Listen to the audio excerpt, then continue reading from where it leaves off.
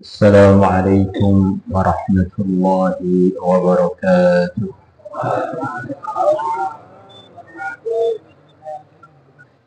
إن الحمد لله نحمده ونستعينه ونستغفره ونؤمن به ونتوكل عليه ونعوذ بالله من شرور أنفسنا ومن سيئات أعمالنا. من يهده الله فلا مضل له ومن يضلله فلا هادي له. أشهد أن لا إله إلا الله وحده لا شريك له وأشهد أن سيدنا ومولانا محمدا عبده ورسوله لا نبي بعده. اللهم صل وسلم على سيدنا محمد وعلى آله وأزواجه وذرياته وصحابه والتابعين والناصرين لدينه إلى يوم الدين. أما بعد، فقد قال في كتابه الكريم: ومن يطع الله والرسول فأولئك مع الذين أنعم الله عليهم من النبيين والصديقين والشهداء والصالحين وحسن أولئك رفيقا. ذلك الفضل من الله وكفى بالله عليما. وقال تعالى: لقد كان لكم في رسول الله أسوة حسنة لمن كان يرجو الله واليوم الآخر وذكر الله كثيرا. وقال النبي صلى الله عليه وسلم: أصحابي كالنجوم بأيهم اقتديتم اهتديتم. وقال النبي صلى الله عليه وسلم: إن الله اختار أصحابي على العالمين سوى النبيين والمرسلين، أو كما جاء في الحديث. Teman-teman semua, tidak ada nikmat yang lebih besar melebihi nikmat iman, nikmat Islam. Semuanya boleh dikorbankan demi iman, demi Islam. Tetapi iman dan Islam tidaklah boleh dikorbankan untuk apapun juga. Orang itu kalau dihadiahi oleh Allah, dihadiahi iman, dihadiahi Islam, dia ini adalah penduduk surga yang tinggal menunggu panggilan untuk menjadi raja-raja dan ratu-ratu besar di surga, yang kerajaannya paling sedikit, paling sempit, luasnya adalah 10 kali lipat bumi. Setiap orang beriman datangkan keberkahan seluruh dunia. Berkali-kali Ka'bah runtuh, dunia tidak diam. Bahkan Nabi bersabda, nanti di akhir zaman akan datang satu masa, datang hamba Allah yang berkulit hitam, yang dia berbetis kecil, akan datang membawa palu menuju Ka'bah dan akan mencopoti batu-batu Ka'bah sampai Ka'bah tuntas runtuh. Tetapi dunia tidak akan diam. Begitu Allah berkehendak dunia mau dikiamatkan, mau diakhiri ceritanya, Allah datangkan angin wangi, yang mana angin itu menyebar seluruh dunia. orang-orang beriman yang menghirup angin wangi itu akan wafat. Selepas itu barulah dunia kiamat. Jadi kita punya nyawa para hadirin. Nyawa kita kalau lepas maka kita mati. Karena kita punya nyawa, kalau nyawanya lepas maka akan mati. Dunia ini punya nyawa, yaitu orang-orang beriman. Kalau orang beriman lepas dari dunia, dunia langsung kiamat. Dipatok-patok dunia ini ya kita ini para hadirin. Tiang-tiang dunia adalah orang beriman. Maka stabil dan tidaknya dunia adalah dengan kondisi iman dan amalnya orang-orang beriman. Karena sebetulnya dan hakikatnya menurut pandangan orang beriman, orang-orang yang belum dapat hidayah beriman di dunia ini adalah penumpang yang numpang pada pemilik aslinya dunia, yaitu orang-orang beriman. Kalau pemiliknya waras, sehat, normal, dewasa, maka penumpang-penumpangnya pun ikut-ikutan dapat kenyamanan, ikut-ikutan dapat keamanan, ikut-ikutan dapat keadilan. Maka di sana, di India sana ada seorang ulama besar yang punya banyak susunan kitab. Teman akrabnya Syekh Ilyas rahimahullah sekaligus juga mengaku sebagai murid beliau, Abul Hasan Al-Hasani An-Nadwi. Beliau menyusun kitab judulnya Madza Khasiral Alam Inhitatil Muslim. Berapa banyak ruginya dunia dengan sebab kemundurannya amalan-amalan orang Islam. Kalau orang Islam ini amalnya maju, imannya meningkat, dunia pun akan ikut-ikutan mendapatkan keberkahan. Kalau orang iman ini amalannya merosot, imannya melemah, maka dunia pun akan mendapatkan resiko buruk. Kita sepertinya orang-orang biasa-biasa saja. Sepertinya bukan orang-orang yang punya kekuasaan. Tapi kita ini oleh Allah diberi sesuatu yang lebih mahal, melebihi itu semua. Yaitu namanya iman, yang andaikan ditimbang para hadirin, itu lebih berat melebihi 7 petala langit, 7 petala bumi.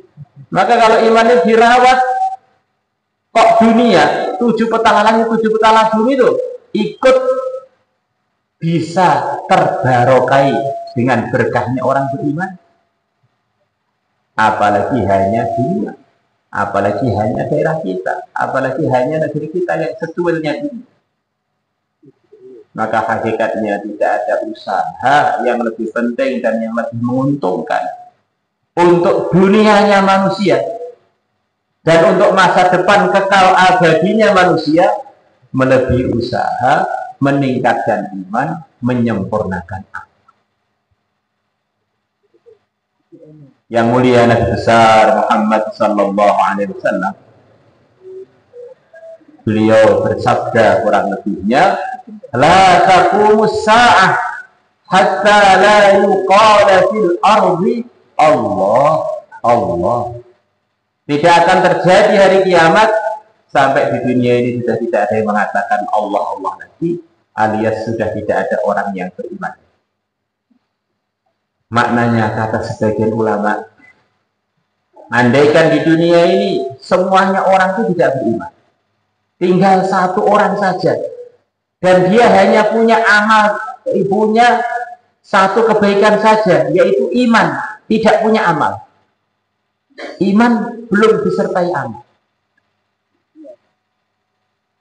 Maka dengan sebab berkahnya orang iman ini, orang yang paling lemah imannya ini, dunia belum diizinkan untuk terjadi hari kiamat. Mungkin karena amalnya belum ada, terjadi tsunami setiap menit atau bahkan setiap detik, gempa bumi di sana ke sini, tetapi dunia tidak akan kiamat.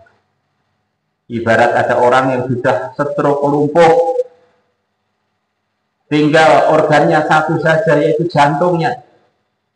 Dan jantungnya tinggal denyutnya Senin dan Kamis. Nah, tapi selama masih ada Senin dan Kamis, orang tadi belum dianggap sebagai orang mati. Detak jantungnya setiap detaknya berarti menunjukkan masih ada kehidupan untuk badan tersebut. Orang beriman dengan begitu lemah imannya, dengan sebab dia seluruh dunia belum diizinkan untuk ya. Maka hadirin yang dimuliakan oleh Allah Subhanahu wa taala, maknanya satu orang beriman yang ada di dunia ini barokai seluruh dunia. Jantung yang lemah sudah hampir lepas dari detaknya, berkait seluruh tubuh, tubuh belum dianggap mati gara-gara masih ada denyutan jantung yang Senin dan Kamis. Maka orang beriman ini kalau Allah tampakkan berjasa pada manusia yang ada waktu itu, udara-udara, gunung-gunung, bukit-bukit, lautan-lautan, daratan. Dan Allah berfirman, siapa yang berbuat satu kebaikan, Allah akan berikan kepada dia paling sedikit 10 kali lipat. Man jaa'a bil hasanati falahu 'asyru amsalha. Orang yang datang kepada Allah membawa satu kebaikan, Allah akan beri untuk dia 10 kali lipatnya minimal, bisa lebih, tidak kurang. Maka nanti di surga, orang yang terakhir masuk surga, Nabi telah bocorkan namanya, yaitu Hanat. Allah berikan kepada dia surga yang luasnya 10 kali lipat dunia. Karena secara hitungan dia ini telah berjasa kepada seluruh dunia. Maka orang beriman itu satu, kita kenal atau tidak kenal, bahkan kita bermusuhan dengan dia atau tidak bermusuhan, bahkan kita cocok pendapat dengan dia atau berbeda pendapat, para hadirin, asalkan dia ini masih beriman, tanpa kita rasa dia ini telah mendatangkan kebaikan juga kepada kita.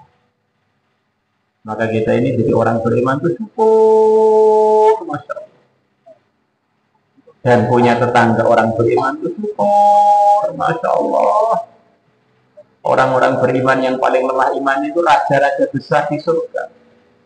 Saya dengan Pak Lurah yang menguasai kampung 1 periode saja begitu segannya. Nah ini penguasa-penguasa surga yang luasnya minimal 10 kali lipat dunia, itu pun permanen. Semestinya saya harus menghargai dia melebihi penguasa-penguasa yang sementara.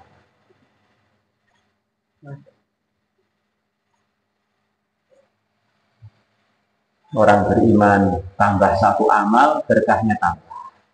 Tambah 2 amal, berkahnya tambah.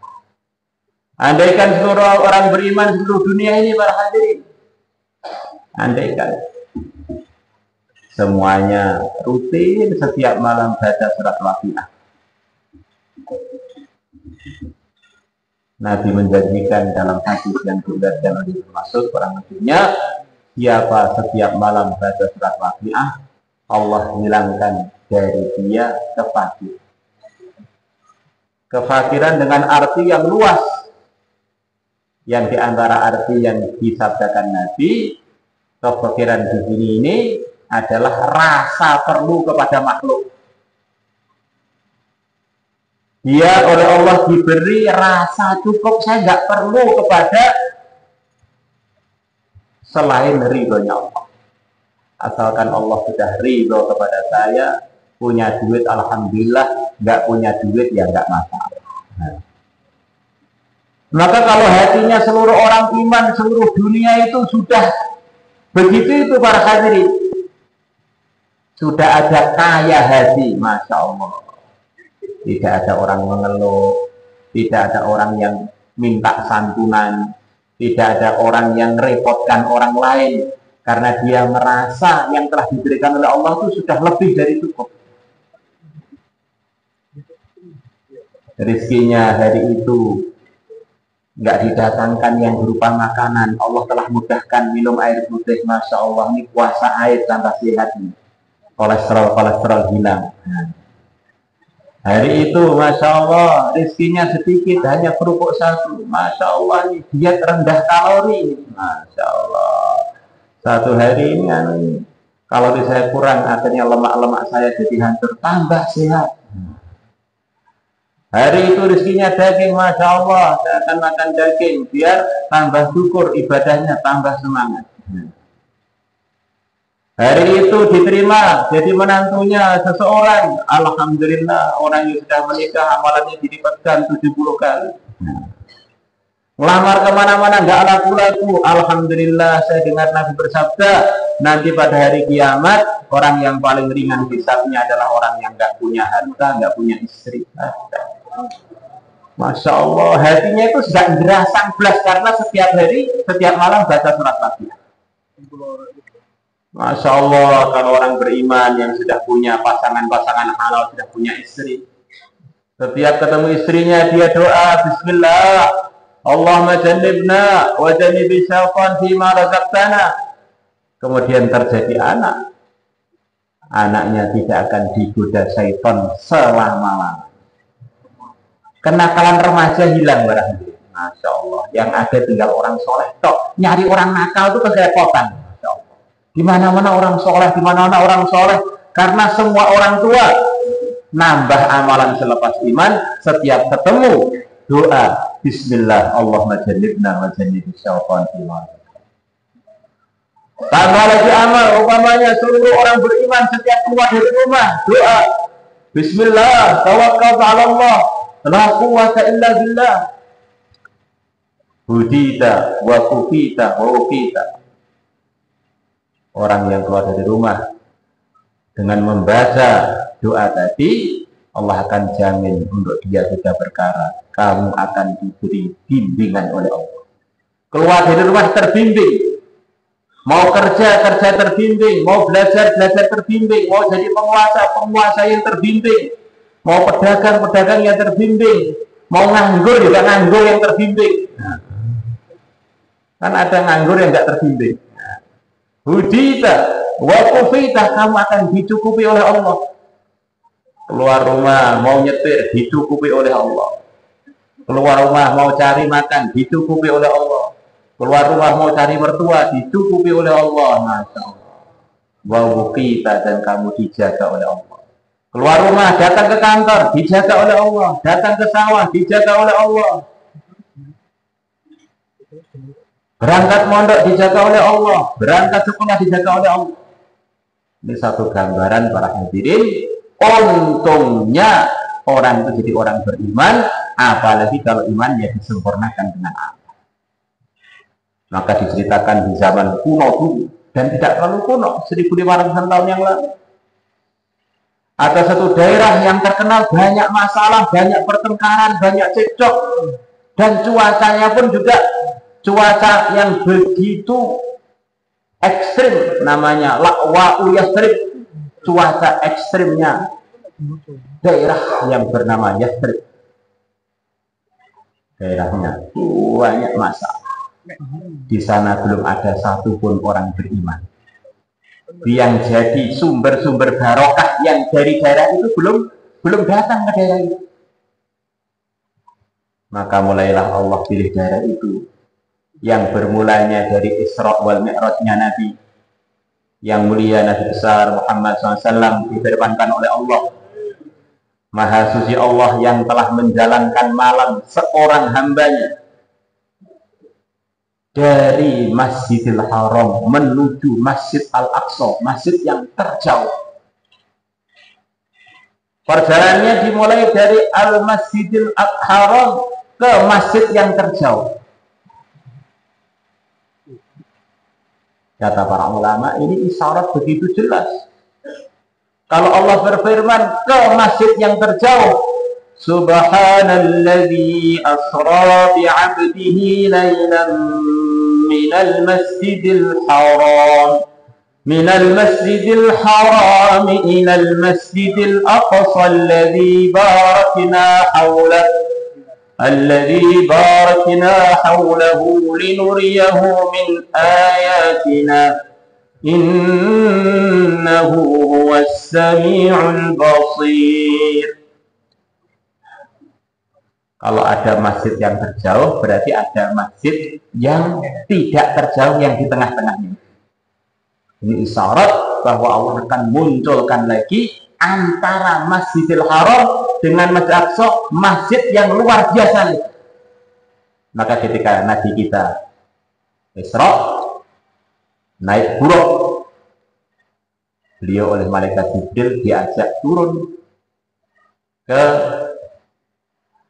perkebunan kurma, kemudian beliau sholat 2 rakaat. Malaikat Jibril mengatakan, wahai Nabi Muhammad, ini calon tempat hijrah di sini.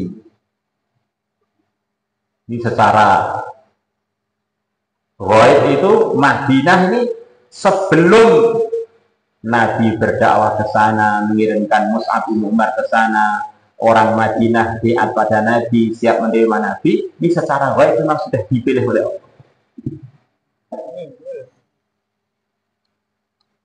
La ilaha illallah. Maka akhirnya jadilah kenyataan penduduk Madinah mulai 1-2 orang beriman. Akhirnya yang mulia Nabi besar Muhammad SAW mengirimkan sahabat Mus'ab bin Umar untuk membantu orang-orang yang telah beriman di sana untuk mengembangkan perjuangan menyebarkan iman, menyebarkan amal. Mus'ab bin Umar dikirim ke sana selama 1 tahun. Maka Madinah yang asalnya belum ada orang iman sama sekali, setiap rumahnya orang Madinah sudah mulai ada perwakilan yang beriman. Maknanya kampung Madinah itu sendiri sudah mulai dapat berkahnya orang beriman.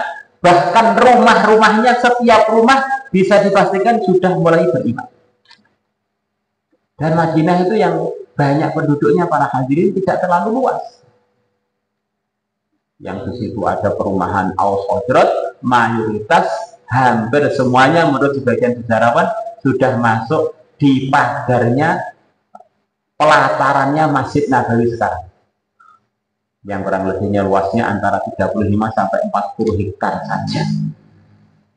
Di Madinah itu bukan tempat luas yang dibuat oleh Nabi untuk menyebarkan hidayah seluruh dunia. Ini tidak terlalu luas, masih luasan Mojokerto ini. Bahkan luasan kampung ini yang dihuni oleh mayoritas sahabat. Maka Nabi kita akhirnya hijrah ke sana. Pertama kali yang dibuat Nabi kita di sana adalah bangun masjid. Sebagaimana sebelumnya Nabi telah bangun masjid di Kuba, 3,5 km dari Madinah.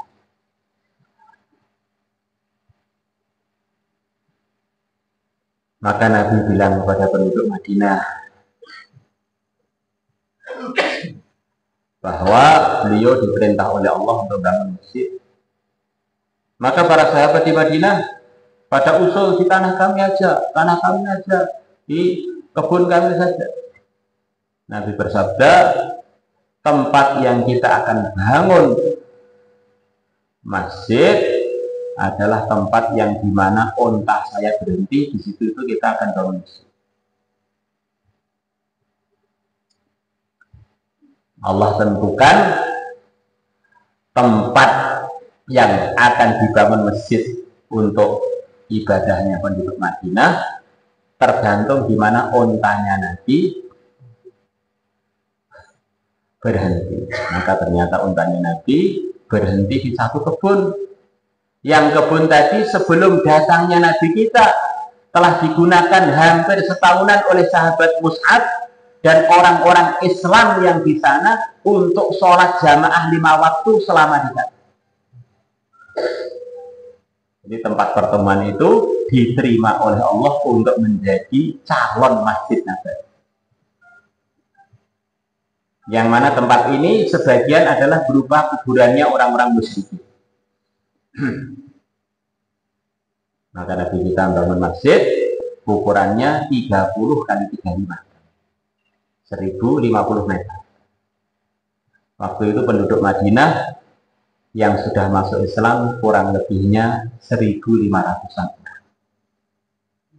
Yang ini kata banyak ulama menunjukkan bahwa untuk merawat usaha Nabi untuk merawat imannya orang yang beriman dan untuk meningkatkan amalannya adalah usahanya umat itu diakrabkan dengan amalan-amalan. Nabi Adam diturunkan di dunia untuk mencontohi hidup yang benar kepada anak cucunya, pada keluarganya. Begitu beliau turun, Allah beri tugas kepada beliau bangun Masjidil Haram dan bangun Masjidil Aqsa. Jadi Masjidil Haram dan Masjidil Aqsa itu menurut sebagian ulama umurnya kurang lebih saja. Tempat ibadah hariannya di Masjidil Haram, kadang-kadang beliau pergi ke Masjidil Aqsa. Karena Masjidil Aqsa ini sudah diputuskan oleh Allah, di sana ada Mi'raj, ada tangga yang menuju langit. Yang tangga itu akan dilewati oleh nyawanya setiap orang beriman untuk menuju rahmatnya Allah, menuju surganya Allah. Semoga termasuk kita. Jadi Masjidil Aqsa itu mulai sejak Nabi Adam datang ke dunia sudah disiapkan tangga ghaib menuju langit. Yang tangga itu dilewati semua nyawanya orang Islam dan dipahami oleh banyak ulama. Ya tangga itulah yang oleh Nabi kita digunakan untuk sampai langit pertama, langit kedua, sampai langit ketujuh. Dari tangga itu naik. Beliau naik buruknya hanya sampai Masjidil Aqsa. Kemudian naiknya ke langit bukan lewat buruk, tetapi lewat Mi'raj. Mi'raj itu artinya tangga Isra wal Mi'raj. Isra itu perjalanan dari Mekah menuju Masjidil Aqsa. Mi'raj itu tangganya menuju langit.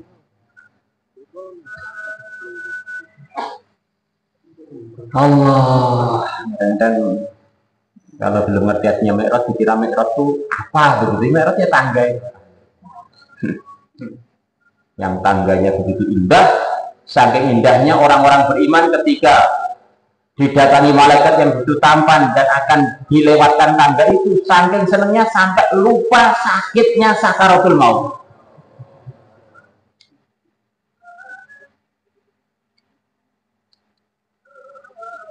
Kemudian selepas itu Allah pilih dari anak cucunya Nabi Adam sekian banyak yang jadi nabi. Tidak ada nabi pun, kata para ulama, kecuali beliau-beliaunya adalah menjadi bagian pemakmur masjid, wabil khusus Masjidil Haram. Di semua nabi pernah ke Masjidil Haram, ke Mekah. Di Mekah ini tempat yang sudah digunakan ibadah oleh seluruh nabi, termasuk nabi yang tertinggi, yang mulia, Nabi besar Muhammad SAW. Lahirnya pun di Mekah, perjuangan pertamanya pun di Mekah. Luar biasa. Tempat itu kalau untuk ibadah para hadirin, untuk wiritan, itu ada rasa bagi orang beriman, ada setrum khusus, terenyuh, lebih tawajuh, katanya orang-orang soleh dulu, orang iman datang ke Mekah, ke Masjidil Haram melihat Ka'bah kok nggak terenyuh, wijan hati ini wis jeder terang. Hatinya itu dikhawatirkan banyak masalah. Ini seluruh nabi, seluruh rasul, bahkan sayyidul anbiya war rusul, semuanya telah ibadah di sana, kok nggak ternyoblas sih, akhirnya kena apa ini? Bahkan harapannya para ulama kalau kita ini pergi ke Mekah, jalan di tempat tawaf, duduk di sana, ngopi-ngopi di sana, itu kaki kita ini ada kemungkinan kesentuh dengan bekas-bekas para anbiya dulu. Nah, bahkan mungkin kesentuh dengan para sahabat Nabi, bahkan kesentuh tempat-tempat yang dulu pernah disentuh oleh yang mulia Nabi besar Muhammad Sallallahu Alaihi Wasallam. Masya Allah. Mekah yang disabdakan Nabi kurang lebihnya amalan di Mekah seperti di luar Mekah dilipatkan 100.000 kali amalan. Yang dihitung oleh sebagian para ulama, maknanya setiap orang buat amal kebaikan di Mekah, di tanah haram itu, wabil khususnya di Masjidil Haram, sebagian ulama berharap di seluruh tanah haram, itu dilipatkan 100.000 kali, itu seperti amal di luar tanah haram 50-an tahun lebih. Di sana baca subhanallah 2 kali berarti seperti 100 tahun lebih, 52 atau 53 tahun. Di setiap 2 kali amal seperti amal di waktu Lailatul Qadar lebih. Lailatul Qadar 83 tahun. 1000 bulan 83 tahun.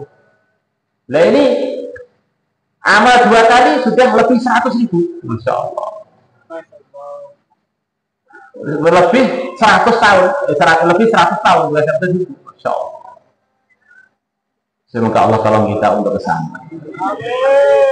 Para anbiya selepas kaumnya dihancurkan, banyak yang akhirnya berangkat ke Mekah dengan kaumnya yang sisa, ibadah di sana dan wafat di sana, dan dimakamkan di sekitar tanah haram, di sekitar masjid yang sekarang digunakan untuk sholat. Lebih 14 hadis bercerita bahwa tidak kurang dari 200 nabi dan rasul dimakamkan di sekitar Ka'bah. Termasuk yang masyhur Nabi Syuaib, termasuk yang masyhur Nabi Lut, termasuk yang masyhur kakek kita Nabi Nuh, termasuk yang masyhur Nabi Hud. Berbeda dengan versi yang biasa di sebagian negeri Yaman. Dan para nabi-nabi lain termasuk Nabi Ismail, itu di Hijr Ismail. Di para anbiya ini hidupnya diantaranya adalah digunakan untuk makmurkan masjid dan mengajak umatnya untuk itu, dan wafatnya banyak yang dimakamkan di sekitar masjid, bahkan di dalam masjid.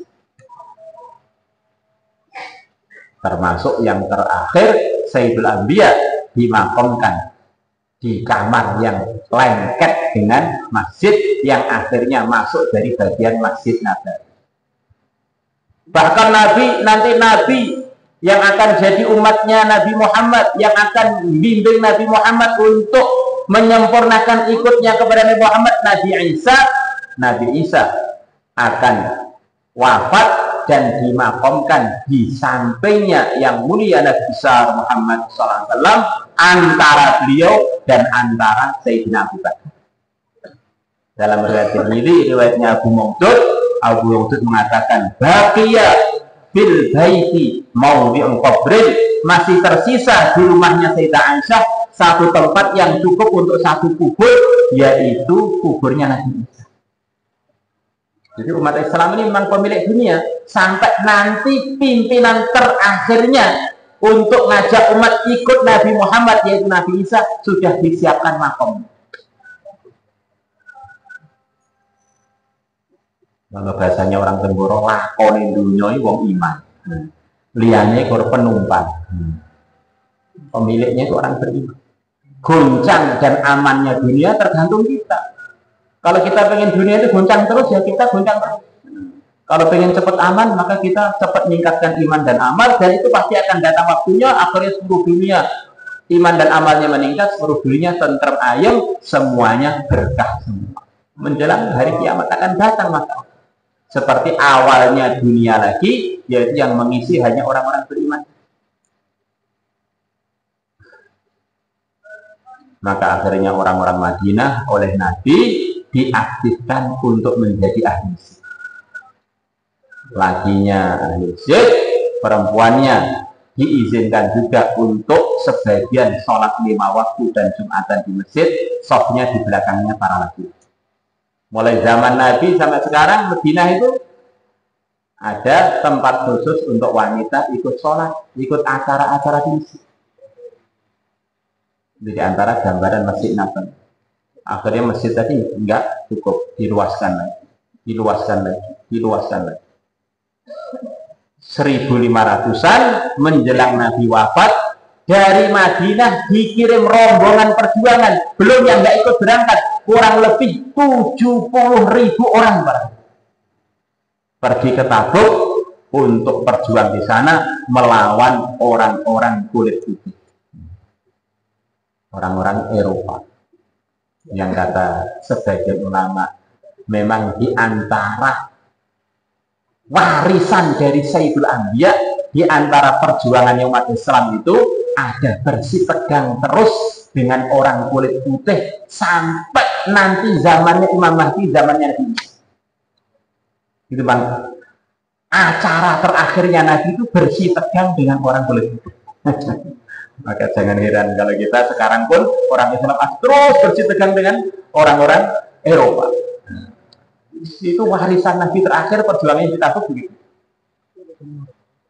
Sampai akhirnya di akhir zaman sebagian dari mereka dapat hidayah juga. Akhirnya seluruh dunia diberikan oleh Allah dapat hidayah. Akhirnya semua di dunia yang ada tinggal orang-orang yang dapat hidayah. Hadirin hadirat yang kami muliakan, akhirnya Madinah menjadi full amal. Madinah menjadi full amal. Isinya wali-wali terbesar sepanjang masa. Wali tertingginya namanya Abu Bakar, yang disabdakan Nabi, andaikan imannya seluruh umat ditimbang menjadi satu, tentu imannya Abu Bakar akan mengalahkan imannya seluruh umat. Di sana ada Umar yang Nabi bersabda, Allah telah letakkan kebenaran di lidah dan hatinya umat. Bukan Nabi, bukan Rasul, tetapi diberi rekomendasi oleh Sayyidul Anbiya wa Rasul, Umar tidak pernah salah. Kemudian di sana ada menantunya Nabi, Sayyidina Utsman, yang begitu besar jasanya kepada umat Islam. Beliau telah mengumpulkan semua catatan Quran, menyepakati dengan seluruh sahabat, kemudian menjadi rujukannya Quran seluruh dunia sampai sekarang, yang setiap Quran begitu kita buka ada tulisan Rasm Utsmani. Ini tulisan Quran ini adalah tulisan yang telah diresmikan di zamannya Sayyidina Utsman. Rasm Utsmani, menantunya Nabi, yang Nabi bersabda, selepas Utsman memberi bekal pada orang berangkat ke Tabuk ini, hampir semua bekalnya dari menantunya Nabi satu ini saja. Apa saja kesalahan kok dibuat Utsman, tidak akan membahayakan Utsman. Jadi irit-iritnya saking banyak pahalanya, andaikan dosa gede dilakukan, nggak akan menghapus kesuksesannya dan keberuntungannya. Ibaratnya pahalanya Sayyidina Utsman itu seperti samudra.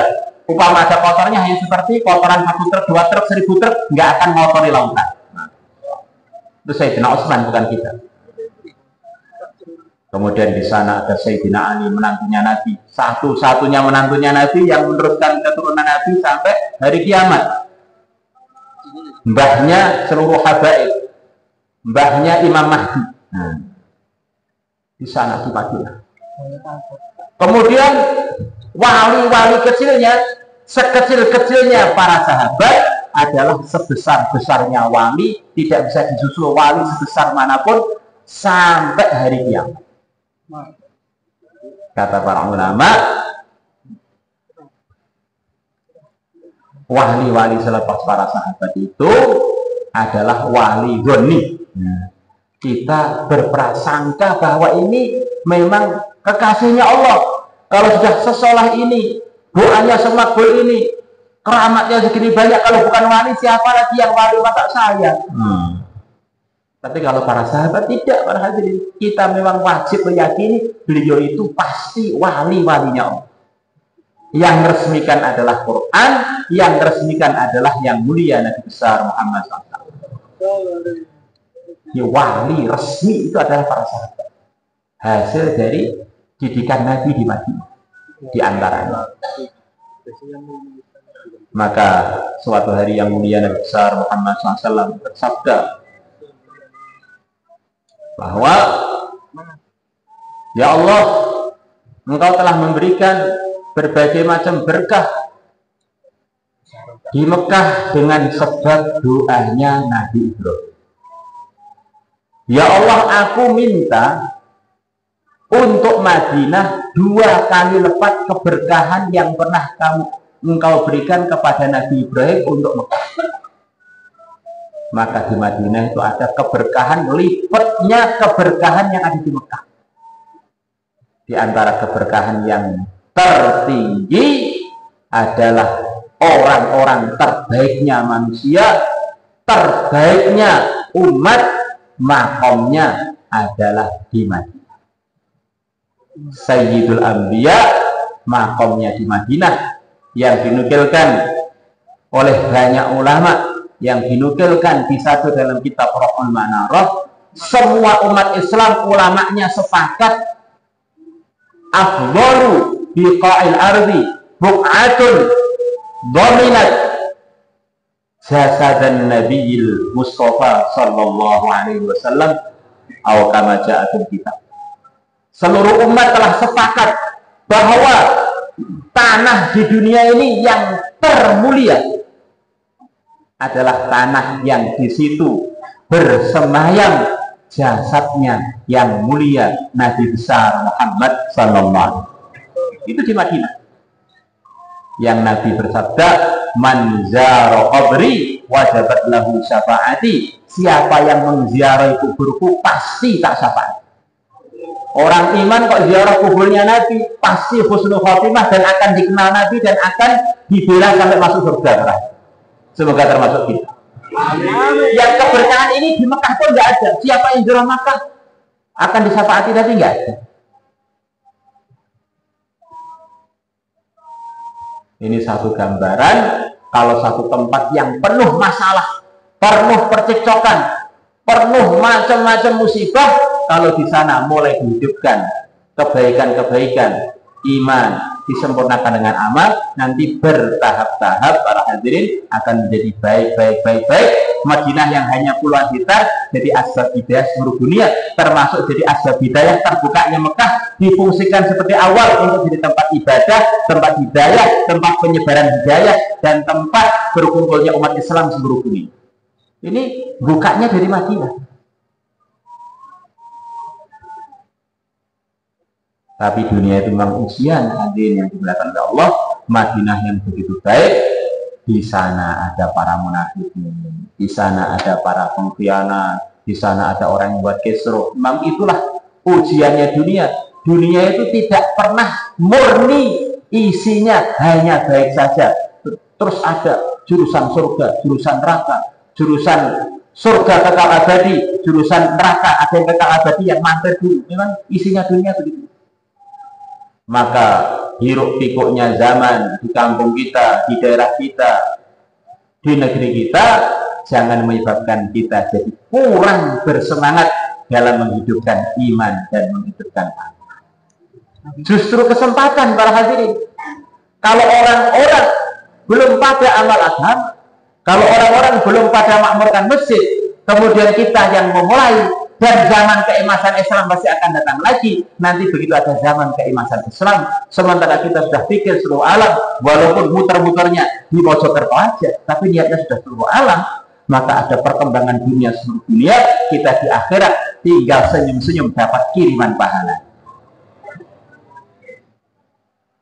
Jadi di antara sebabnya para anbiya derajatnya tertinggi itu memang beliau itu buat kerja yang tidak dikerjakan oleh siapapun.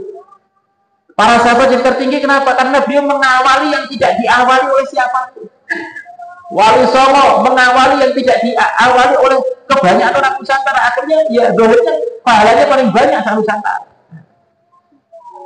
Maka justru di keluarga kita, di kampung kita, orang-orang masih belum pada semangat, kita sendiri tok, maka ini kesempatan kita borong pahala. Karena akan datang satu masa, orang itu akan tergerak semuanya untuk kesedot ke zamannya hidayah, banjir hidayah, tsunami hidayah. Akan datang itu barangkali. Tentu saja dengan kebijaksanaan, dengan akhlakul karimah, dengan akhlak-akhlak yang mulia. Karena kita ini hidupnya di negeri Islam, kita ini hidupnya di negeri yang mayoritas Muslim. Kita meyakini setiap Muslim sudah ada nur hidayahnya, sudah ada kunci surganya. Kok bisa nggak tertarik dengan saya? Insya Allah saya memang banyak salahnya. Hadirin, dalam hadis yang dinukilkan oleh Habib Diryati, setiap tahun itu ada hari yang paling menyusahkan iblis. Hari yang Allah mengumumkan lewat para malaikatnya, hari ini siapapun yang di hatinya ada sebesar biji sawi dari iman, aku ampuni seluruh dosa. Yaitu hari tanggal 9 dari Hijjah, hari sekian banyak umat Islam berkumpul di Arafah untuk berdoa merengek-rengek kepada Allah di sana. Barokahnya semua orang yang masih ada iman di hatinya, walaupun iman terlemah, diampuni seluruh dosa. Maka iblis teriak-teriak, ngapain sih kok ada hari Arafah segala? Usaha saya 1 tahun punah gara-gara hari Arafah. Maka duplikat-duplikat hari Arafah, kalau ada orang Islam berkumpul hanya karena agama, hanya karena majelis ilmu, hanya karena ada majelis fikir agama, begitu mereka bangkit, Allah nugaskan malaikatnya untuk mengumumkan, "Qumu maghfuran lakum qad budilat sayyi'atikum hasanat." Bangkitlah kalian dari majelis kebaikan ini dalam kondisi kalian sudah diampuni dosa-dosa kalian dan keburukan-keburukan kalian sudah diganti oleh kebaikan. Hadirin, yang kumpul di Arafah, yang sebab orang seluruh dunia dapat ampunan Allah itu, yang terbanyak orang mana para hadirin? Orang Indonesia para hadirin. Jadi kita ini dari satu sisi ini bangga jadi orang Indonesia dengan sebab orang berkumpul di Arafah, yang mayoritas orang haji itu orang Indonesia, seluruh dunia dapat kebaikan. Banyak ulama mereka berandai-andai, berharap-harap, Nabi telah bersabda kurang lebihnya bahwa kebangkitan umat Islam, amalnya umat Islam yang akhirnya dari situ tersebar hidayah seluruh dunia adalah dari arah timur. Arah timurnya negeri Hijaz. Nah, di antara arah timur adalah Indonesia Nusantara ini.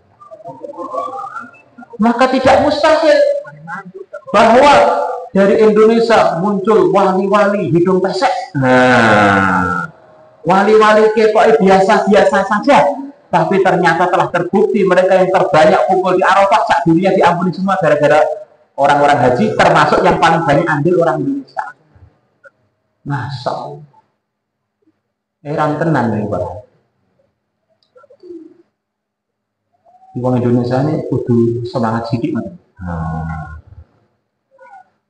Orang beriman 1 berkahnya begitu banyak, orang beriman 2 tambah berkah. Nah, di Indonesia itu kebanyakan orang beriman kumpulnya di Indonesia. Di Indonesia ini memang tempatnya keberkahan terbanyak berarti para hadirin. Dari sisi banyaknya orang beriman, yang mana setiap orang beriman 1 harganya lebih mahal dari Ka'bah. Ini bukan berarti kalau begitu nggak usah haji, nggak usah umrah, sudah banyak Ka'bah di Indonesia. Banyak orang beriman bukan banyak Ka'bah. Kalau Ka'bah lebih dari 1 malah repot. Nanti di antara pemandangan hari kiamat para hadirin, begitu malaikat Israfil telah diperintahkan oleh Allah untuk niup sangkakala yang kedua, niup trompet yang kedua kali, ditiup, maka semua orang akan bangkit dari kuburnya masing-masing untuk menuju tempat perkumpulan, tempat mahsyar. Yang Nabi bersabda mahsyar itu tempatnya adalah di negeri Syam. Negeri Syam itu kurang lebih sekarang di Suriah, kemudian Lebanon, Palestina, kemudian Beirut, Yordan, 5 itu berarti. Kita akan berangkat dari Mojokerto, berangkat dari Temboro, Desa Timur ke sana. Nanti rombongan yang banyak loadnya itu, yang paling banyak ke sana itu adalah orang Indonesia. Beruduk ke sana. Di sana, hisab itu di dunia lah para hadirin. Hisab itu di dunia, kemudian timbangan amal juga di dunia, kemudian telaga kausar juga di dunia. Selepas selesai semua diputuskan sebagian ke surga, sebagian ke neraka. Yang ke neraka itu dengan dunia dekat aja. Di luar dunia sudah jurang menuju jahanam, maka tinggal dilempar-lemparin sampai jahanam. Tapi surga paling kecilnya para hadirin 10 kali lipat dunia. Maka untuk menuju surga perlu ada jembatan ke sana untuk menuju planet-planet surga. Karena paling kecil luasnya adalah 10 kali lipat dunia. Ini semuanya bisa digambarkan karena ini makhluk. Gambarkan makhluk itu boleh-boleh aja. Yang nggak boleh itu bayang-bayangkan Gusti Allah mesti kelahiran. Maka ini jabatan. Paling sedikit jurusannya surga terkecil 10 kali lipat dunia. Nah nanti yang ngantri lewat jembatan ini paling banyak orang Indonesia. Masya Allah. Lah orang Indonesia itu pas kita atau bukan itu? Nah, semoga termasuk kita. Maka inilah majelis kita para hadirin untuk nyemangati kita, nyemangati keluarga kita. Orang tahu eneng bukti ini ngamali agama rugi gak tahu. Agama itu begitu adil para hadirin, diamalkan siapapun menguntungkan. Orang miskin amal agama surga, kaya amal agama surga, pejabat amal agama surga, rakyat amal agama surga, kere ngamalkan agama surga, masya Allah, semuanya surga. Tetapi kalau posisi-posisi dunia itu kadang-kadang tidak para hadirin. Rakyat bicara undang-undang di penjara, pejabat bicara undang-undang katanya haknya. Nah, jadi kalau agama enggak adil banget para hadirin. Siapapun amal surga, siapapun amal surga. Sebagian orang di dunia ini buat surat menyurat, yang buatnya rakyat malah masuk penjara. Ini penipuan. Jadi kalau yang membuat penguasa ini adalah persinya.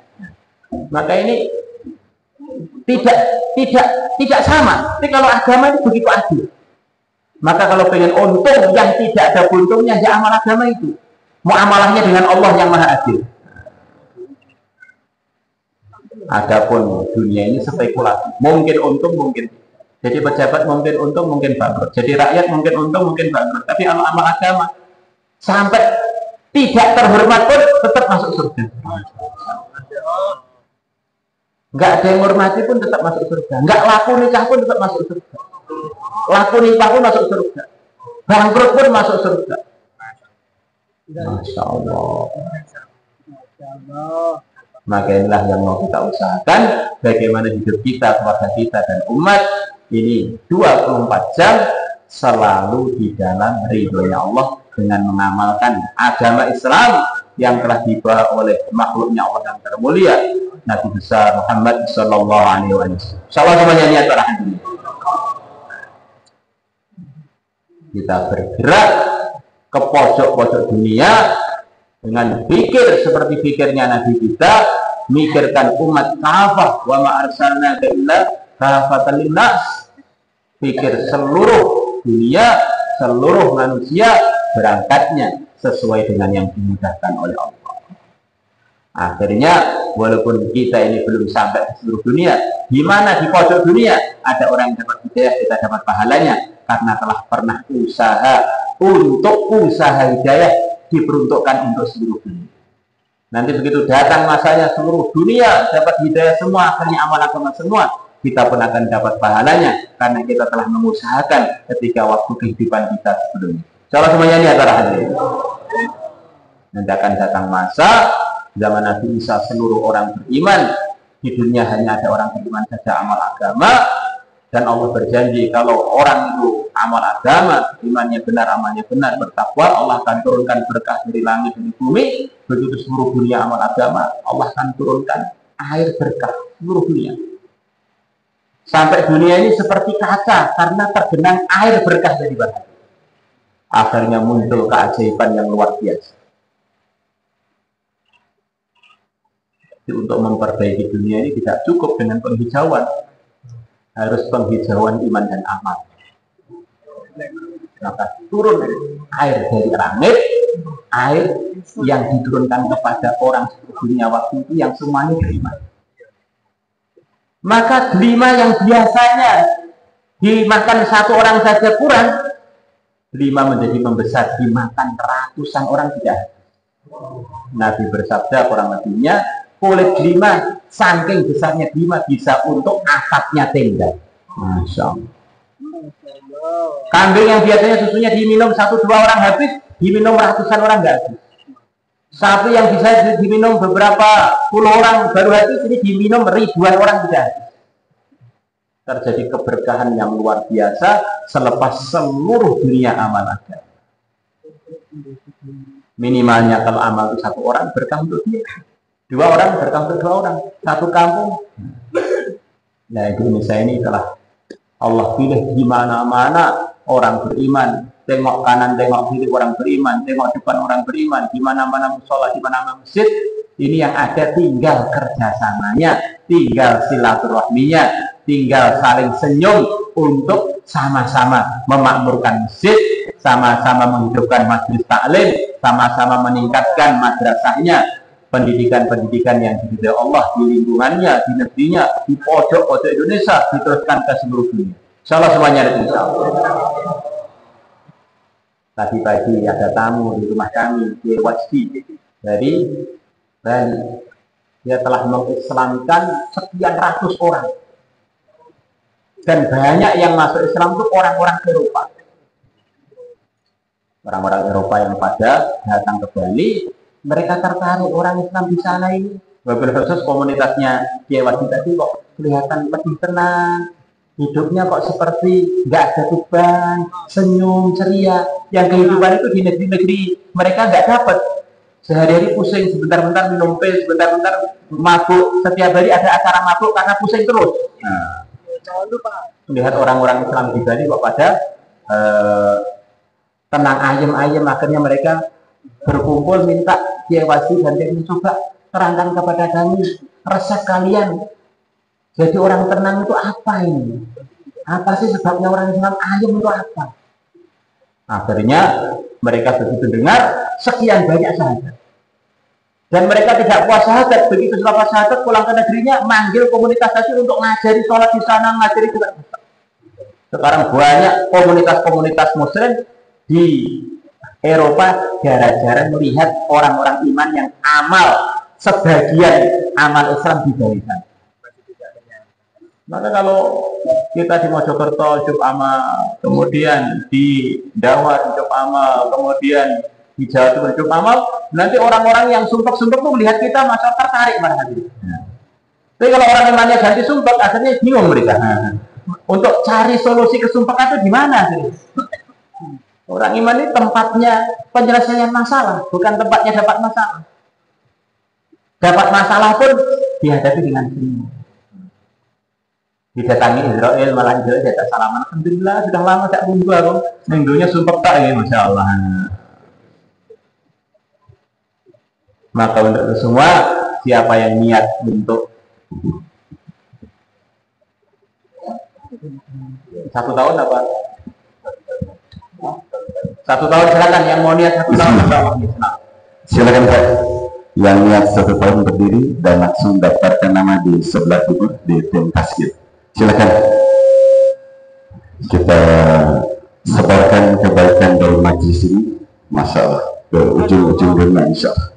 Silakan para alim pesantren, ustaz-ustaz, silakan yang sudah niat untuk keluar 1 tahun diperkuat lagi niatnya dengan berdiri di majlis ini dan daftarkan nama di sebelah timur di tim tasbih.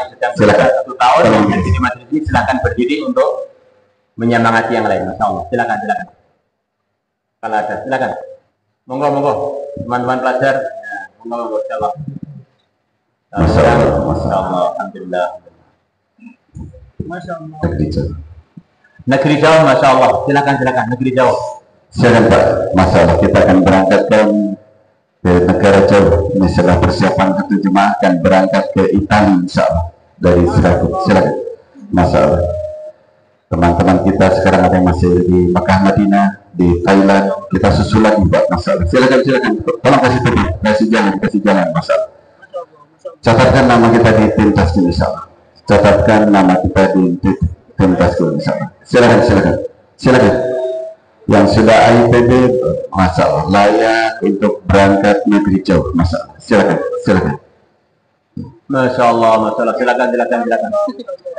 Masalah yang mau IPB, Masya Allah. Ya, yang akan IPB masalah. Silakan. Yang akan IPB masalah. Bangladesh sudah terbuka, Pakistan silakan. Masalah. Niat dulu nanti berangkatnya di masyarakat. Silakan. Kasih jalan Pak masalah. Kasih jalan masalah.